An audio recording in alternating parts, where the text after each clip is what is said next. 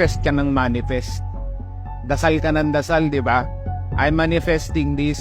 Lord, please give me this. Ganyan-ganyan ka. Tamad ka naman. Matugang ka naman. Ano mangyayari sa buhay mo sa totoo pag pinagpatuloy mo yan? Kasi hindi to pwede na manifest ka lang. Dasal ka lang ng dasal. Tapos hahanapin kita, nasaan ka? Nasa sopa?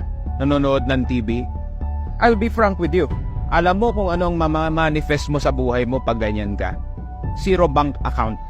Kasi ang panalangin dapat sinasabay ng action yan. Dapat yan sinasabayan ng paggalaw. Hindi yung nakatingin ka lang sa itaas. Well, you can never really accomplish anything with just praying.